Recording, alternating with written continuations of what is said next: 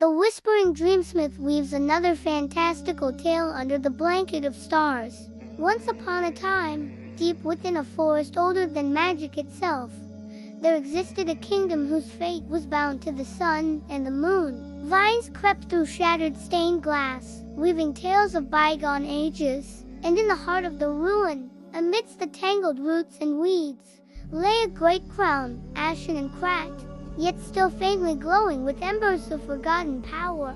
Now, legends speak of a queen, a young and vibrant ruler who inherited a legacy both wondrous and terrible, a tale as old as the hills and as dangerous as a whisper in the dark. It started like any other day in the life of Princess Amara, heir to the Sunstone Throne, a legacy that gave her people dominion over the very sunlight that warmed their fields and the moonlight that painted dreams across the night sky. But such gifts were never free, and Amara was about to learn that some burdens are heavier than crowns. It began when her father, the king, fell gravely ill. With each passing hour, his grip on life loosened, mirroring the fading light of his namesake, the setting sun. Desperate, her mother, the queen, turned to the ancient lore, seeking a cure. The remedy was clear, yet the price was steep.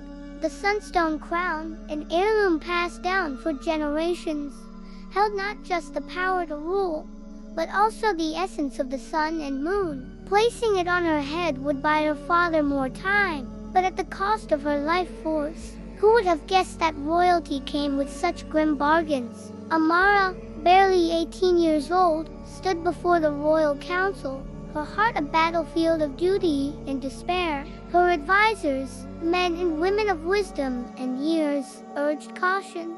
To don the Sunstone crown was to court an early grave. Yet seeing her father wasted away before their eyes, they left the decision to Amara. Alone in her chamber, the weight of her lineage pressed upon her like a shroud. Her reflection stared back, etched with worry, but in her eyes burned the fire of 1,000 suns, reflecting her unwavering resolve. Her father's life hung in the balance, and she would move heaven and earth to save him.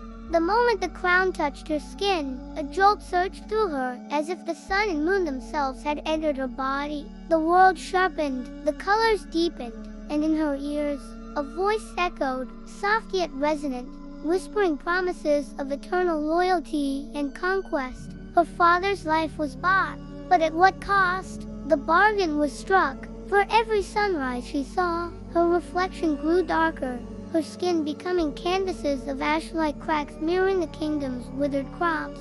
For every night she slept beneath the moon's glow, her body bore the marks of decay, as though the lunar cycles themselves were etching her mortality. The whispers in her ear grew louder, urging her to embrace the crown's gifts, to use its power for conquest, to claim the sun and moon as her own. They promised her undying loyalty, eternal victory, dominion over all. All she had to do was give in, let the crown consume her, become the Ashen Queen. But even as the whispers tempted her, Amara refused to yield.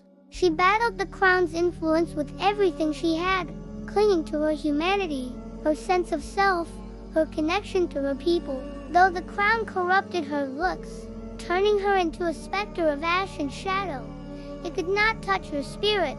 Not yet, not while she held on. Days bled into weeks, weeks into months, and still Amara held firm. The whispers taunted her, calling her a fool, a martyr, a traitor to her birthright. But the people she ruled over remained blissfully unaware of the silent war raging within their queen. Their lives went on as normal, oblivious to the fact that their very survival was intertwined with the fate of their queen. Then one fateful day, a rebel faction, emboldened by Amaranth's spectral appearance, stirred. Rumors spread like wildfire, painting her as a tyrant, a harbinger of death, a queen lost to the very powers she commanded. Whispers turned to shouts, murmurs to demands. The once adoring populace now called her the Ashen Queen, demanding her abdication. Her loyal knights, their numbers dwindling due to the withered lands, couldn't protect her. The very soil seemed to rise against her, poisoned by the crown's decay. Even her council, once steadfast, wavered, torn between their oaths and the safety of their own bloodlines. Each day brought fresh turmoil, each night deeper despair.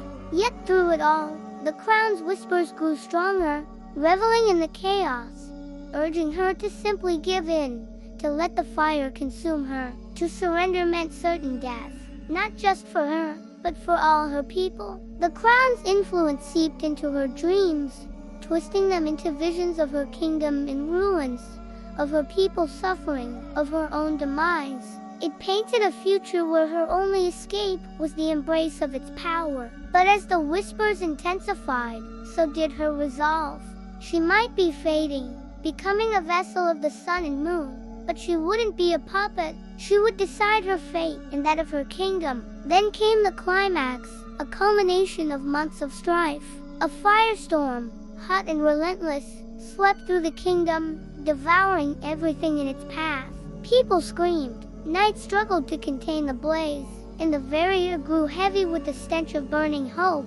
In the midst of this inferno, Amara found herself in the royal vault, the crown's presence suddenly overwhelming. Its voice boomed, echoing with triumph, sure of its imminent victory. It was time for her to make her final choice, embrace its power or die trying to resist. As the fire raged around her, licking at the vault's entrance, Amara made her stand. She reached for the crown, not to place it on her head, but to tear it from her hair.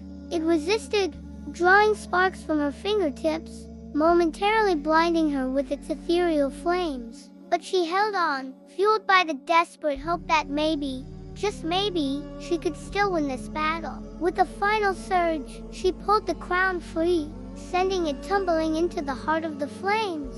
The crown shrieked, a supernatural echo that reverberated through the vault, and then it was gone, disintegrating into dust and embers. The fire outside the vault seemed to pause, as if holding its breath. Then it roared back to life, consuming the royal chambers where her enemies had taken shelter.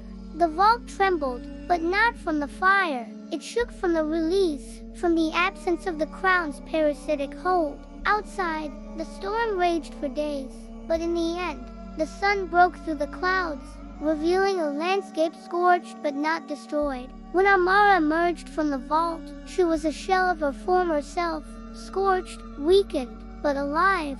Her skin, once a canvas of ash, was now bare and scarred, yet beneath it, her heart beat with newfound strength.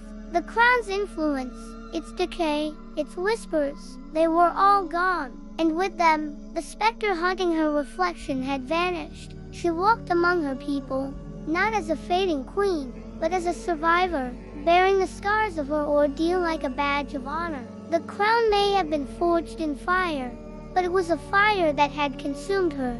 Yet in the end, it was her spirit, her refusal to bend, that had won the day.